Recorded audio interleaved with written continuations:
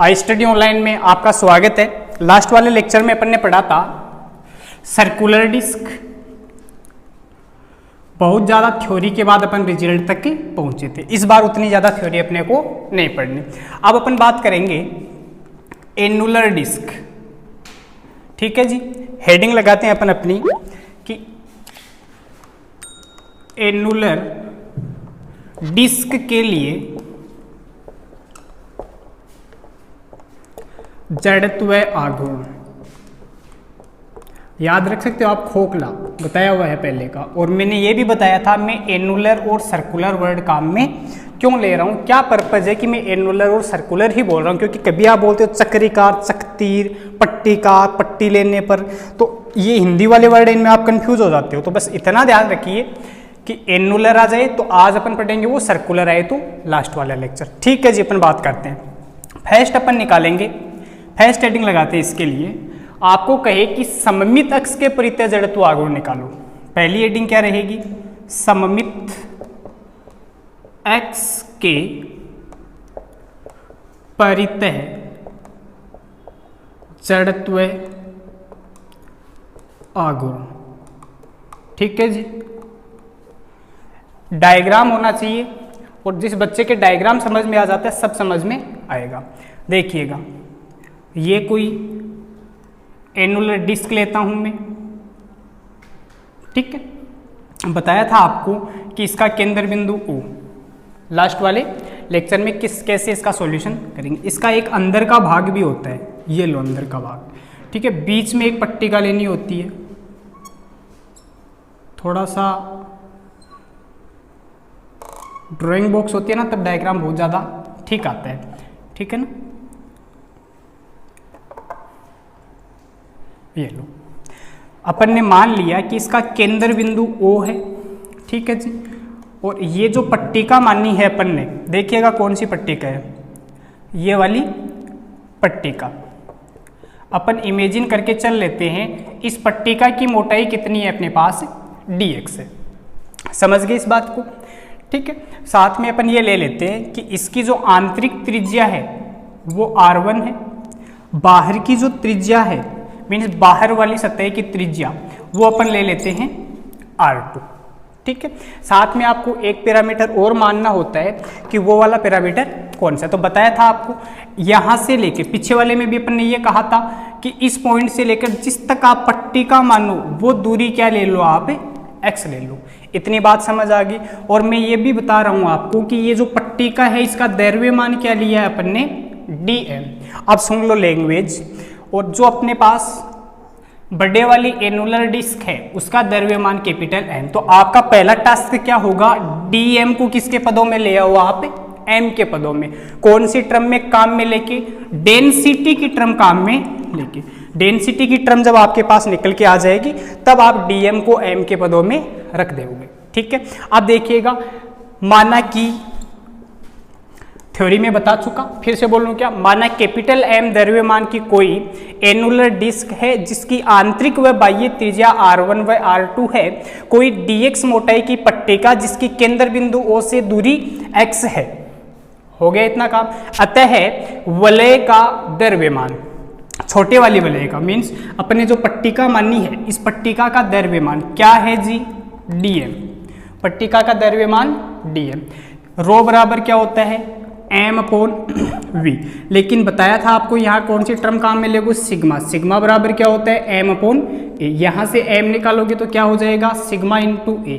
अपने पास मास क्या है? dm। तो यहाँ पे देख लीजिए मास क्या है? dm। एरिया da, साथ में क्या रहेगा जी? सिग्मा। ठीक है जी, इक्वेशन नंबर 1। नेक्स्ट अपना टास्क क्या है कि इसके लिए एरिया da का मान क्या होगा? ठीक है, तो आसान है, बताया था 2πx को किससे मल्टीपल कर दो? dx से। तो क्या हो जाएगा? 2πx into dx। ये तो वही रहेगा क्योंकि पट्टिका तो अपन वैसे ही ले रहे हैं, तो इसका एरिया तो सेम वैसे ही होगा। इतनी बात आपके समझ आ चुकी। देन तब क्या हो गया यहाँ से? dm इक्वल da रख दीजिए 2πx dx, साथ में क्या आ गया? सिग्मा। dm को किसके पदों में ले आओ? m के पदों में। लाने के लिए सिग्मा किस पर अप्लाई कर दोगे? बड़े वाली एनुलर डिस्क के ऊपर आप अप्लाई कर दोगे। अपन पहला टॉपिक कौन सा पढ़ रहे हैं, सममित अक्ष के परितः जड़त्व आघूर्ण, मीन्स ये पट्टिका है वो अपनी सममित अक्ष के परितः क्या कर रही है, कोई घूर्णन कर रही है, मीन्स ऐसे हिला के इसको छोड़ दिया गया है, फिर अपन इसके जड़त्व आघूर्ण का डिस्कशन कर रहे हैं। तो सिग्मा बराबर वापस फॉर्मूला तो क्या होना है, m/a, तो डायरेक्ट ये लिख सकते हो ना आप, बड़े वाले के लिए कैपिटल M, ठीक है, क्या हो जाएगा सिग्मा इंटू क्या हो गया जी a, ठीक है। तो सिग्मा आपको निकालना है तो m/a, वही बात, मास कितना मानना है, कैपिटल M। अब देखिए एरिया, किसका एरिया चाहिए आपको, इस वाले का, तो इसमें त्रिज्या कितनी है, एक तो r1 है, दूसरी क्या है r2। पहले थोड़ा सा समझिए कि यहाँ ये अपन ने क्या नोट किया है। जब आप एरिया निकालोगे बड़े वाली रेडियस के लिए क्या होगा, pi r square means pi r2 square, okay dear. इसी प्रकार छोटे वाले के लिए निकालोगे तो क्या होगा, पाई r1 स्क्वायर, माइनस नहीं लगाना अभी आपको, बड़े वाले के लिए पाई r2 और छोटे वाले के लिए पाई r1 स्क्वायर। इसके एरिया का अंतर कितना हो जाएगा, बड़े वाला माइनस छोटे वाला, समझ आ रही है बात, मीन्स कुछ इसमें जगह रह जाएगी, जैसे कि ये जो जगह रहेगी ना उसके बारे में अपन बात कर रहे हैं। तो यहाँ पर पाई r2 स्क्वायर माइनस क्या हो चुका r, बस इतना सा फर्क है पहले वाले और इस वाले टॉपिक में कि जब आप एरिया निकालो तो आपको कहा है दो प्रकार की त्रिज्या है, दो प्रकार की त्रिज्या है तो r2 भी प्रेजेंट होगा और r1 भी प्रेजेंट होगा। बड़े वाले के लिए r2 का मिल लो, छोटे वाले के लिए r2, डिफरेंस आपको चाहिए तो बड़े वाला माइनस छोटे वाला, तो क्या हो गया पाई r2 स्क्वायर माइनस क्या हो चला r1 स्क्वायर। इतनी बात समझ आ चुकी, ठीक है। अब देखिएगा सिग्मा की वैल्यू यहाँ रख दीजिएगा, ये मान लीजिए आप इक्वेशन 3 है। और नेक्स्ट अपन डिस्कशन करते हैं, इसको मैं मिटा देता हूँ अब, sometimes wait, okay, by equation 2 and 3 दोनों से क्या हो गया, dm इक्वल, पहले क्या है 2 पाई x, साथ में क्या है जी dx डॉट, सिग्मा की जगह वैल्यू पुट अप कर दीजिए, m/, pi r2 square minus r1 स्क्वायर, pi two pi will cancel out, dm equal division by 1 time 2m into x dx divided by r2 square minus r1 square. ये बात आपके समझ आई क्या कि अपन ने dm का मान कैसे निकाला है, इतनी बात हो चुकी। अब आपको सीधा सीधा क्या निकालना होता है, जड़त्व आघूर्ण, अतः अल्पांश का जड़त्व आघूर्ण, अल्पांश जो ये अपन ले रहे हैं ना dx मोटाई का, ये अल्पांश ही तो है, अल्पांश का जड़त्व आघूर्ण। और जड़त्व आघूर्ण का फॉर्मूला क्या होता है, अपन मान लेते हैं इसके लिए जड़त्व आघूर्ण कम है तो D I M R square, mass क्या है dm इंटू आर स्क्वायर, कितनी त्रिज्या है, इस केंद्र बिंदु O से ये दूरी कितनी दे रखी है आपको, x दे रखी है। इसका मीनिंग क्या है, अपन dm इंटू यहाँ परपेंडिकुलर डिस्टेंस क्या हो चुकी, x स्क्वायर हो चुकी, और इसको अपन मान लेते हैं ये अपने लिए समीकरण कितना है 5, समीकरण 4 को समीकरण 5 में रखने पर बाई इक्वेशन 4 एंड 5 दोनों से क्या लिख सकते हो, डी आई इक्वल, dm रखिए तो 2m x into D X divided by r2 square minus r1 square, okay dear, dot x square कर सकते हो। अब मैं इसको मिटा देता हूँ क्योंकि अपने पास स्पेस भी अवेलेबल होना चाहिए, फिर से बना लेंगे जरूरत पड़ी तो।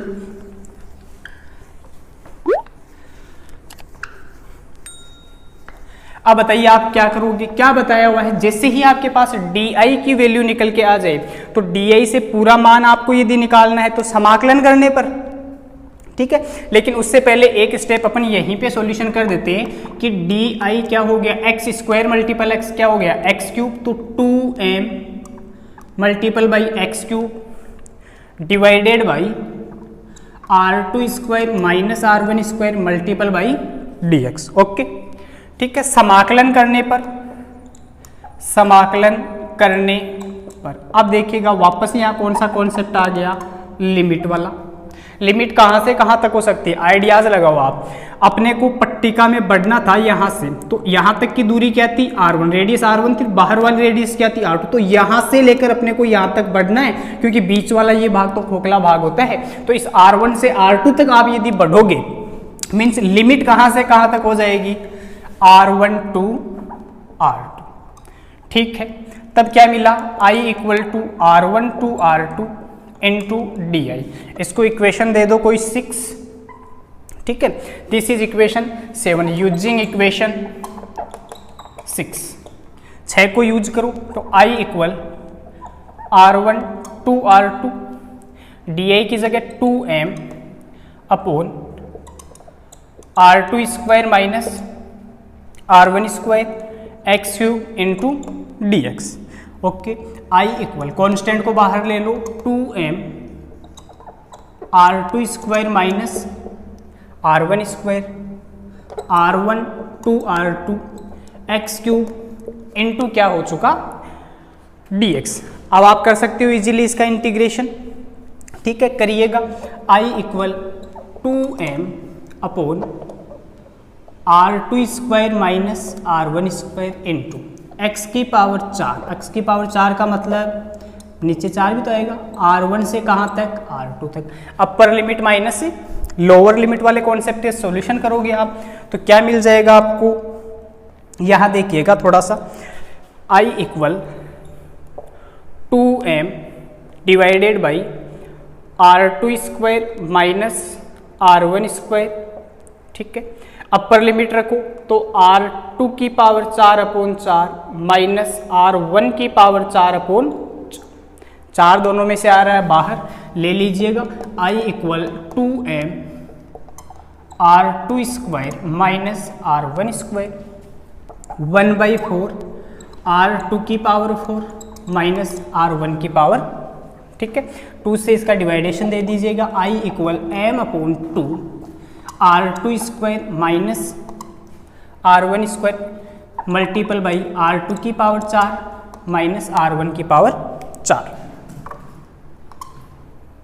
ठीक है।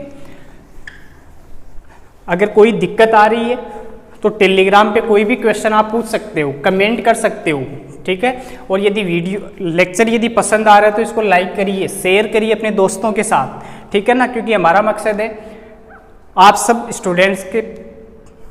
स्टूडेंट्स तक हम पहुँचे अच्छा मैटर प्रोवाइड करवाने के लिए।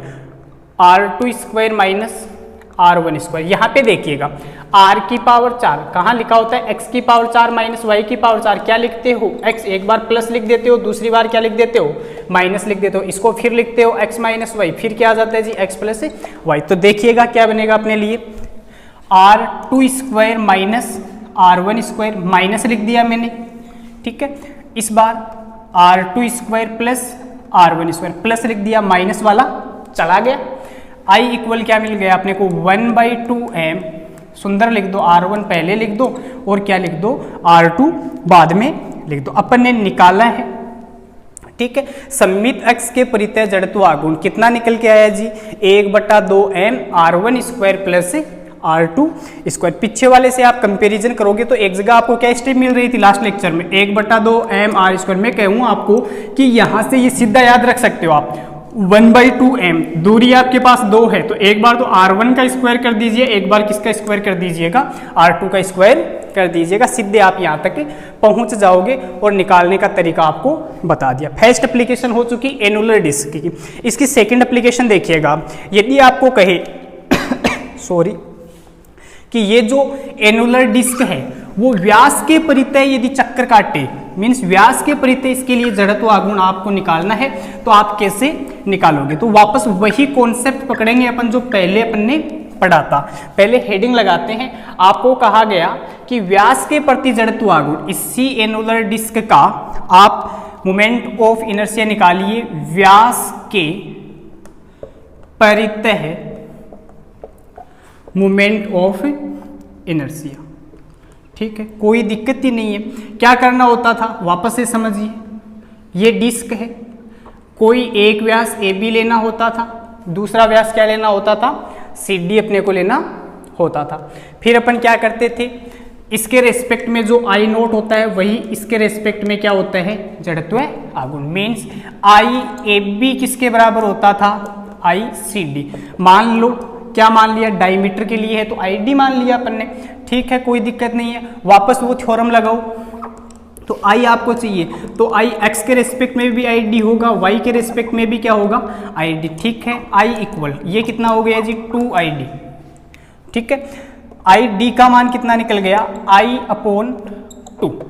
ठीक है, और आई की वैल्यू यहां से आप रख सकते हो, मीन्स आई डी क्या निकलेगा 1/2 multiple by 1/2 m R1 square plus क्या आ चुका जी R2। इसका थोड़ा सा सॉल्यूशन कीजिएगा, I D equal 1/4 m R1 square plus R2 square. समझ आया, दोनों जगह सेम ही तरीका है, लेकिन फर्क क्या है, जड़त्व आघूर्ण दोनों का अलग अलग है। वहां mr स्क्वायर था, यहाँ पे R1 square plus R2 square है। सेकंड एप्लीकेशन समझ आई कि एनुलर डिस्क है, एनुलर डिस्क में यदि आपको कह दे व्यास के प्रति जड़त्व आघूर्ण, तो कोई दो व्यास आपको लेके चलने होते हैं और व्यास के लिए जड़त्व आघूर्ण सेम होता है। आप क्या मान लेते हो, आईडी मान लेते हो, मीन्स कुछ नहीं करना होता, ये जो मान होता है इसमें 2 का भाग लग जाता है।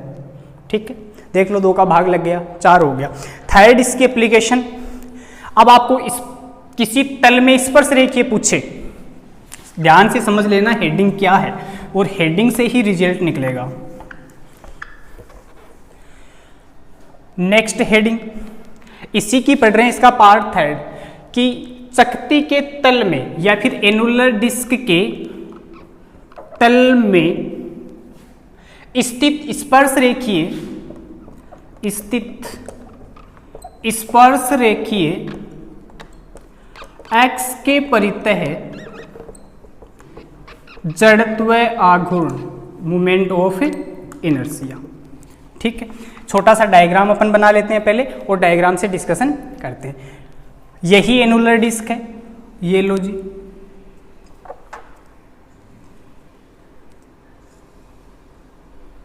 केंद्र बिंदु कोई O है।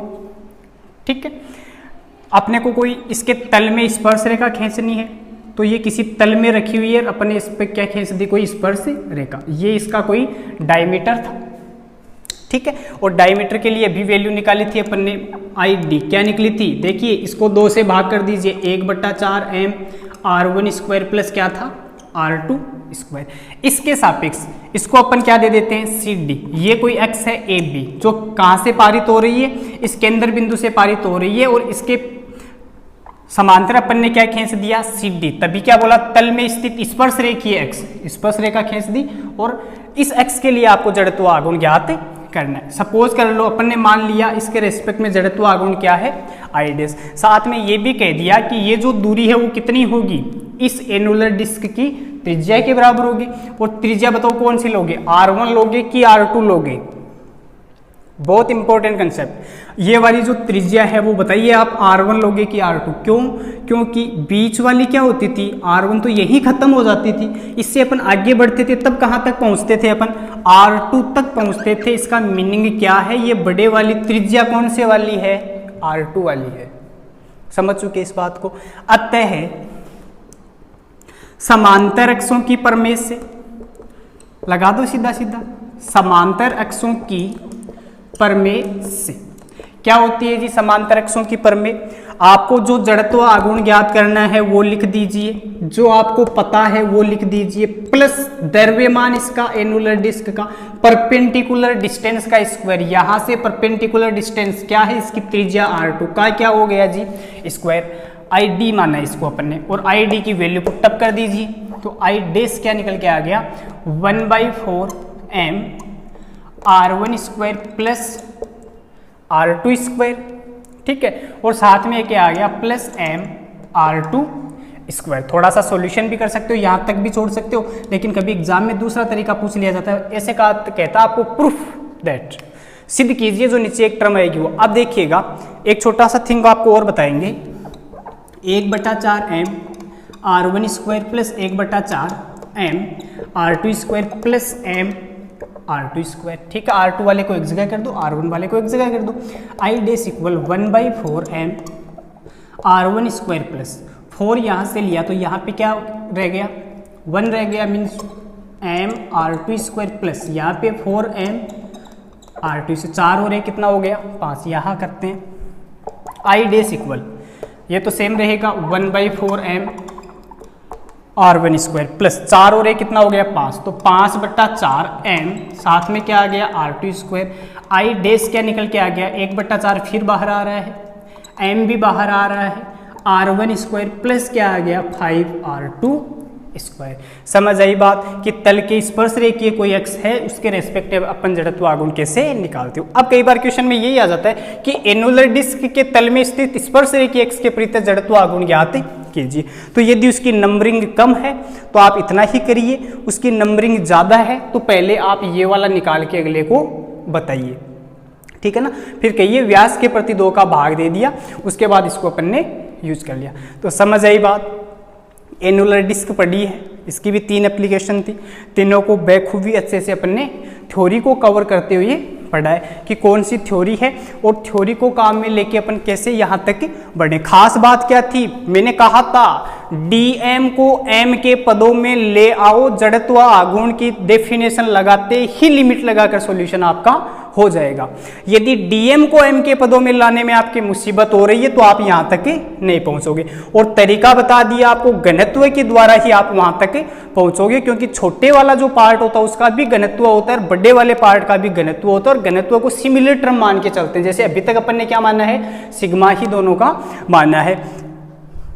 नेक्स्ट लेक्चर में अपन लाएंगे बेलन, मीन्स बताया हुआ है वैसे तो आपको सीक्वेंस की कौन सा टॉपिक चलेगा। बेलन के लिए जड़त्व आघूर्ण आप कैसे काम में लेते हो। बेलन 2 प्रकार से, ठोस हो सकता है या ठोस के अलावा क्या हो सकता है, खोखला हो सकता है, वो अपन डिस्कशन करेंगे। यदि आपको लेक्चर्स पसंद आ रहे हैं तो इनको ज़्यादा से ज़्यादा लाइक करिए, क्योंकि आपके लाइक ही है जो ज़्यादा से ज़्यादा वीडियोज़ या फिर इससे भी अच्छा लेक्चर बनाने के लिए हमें मोटिवेट करते हैं। Thank you.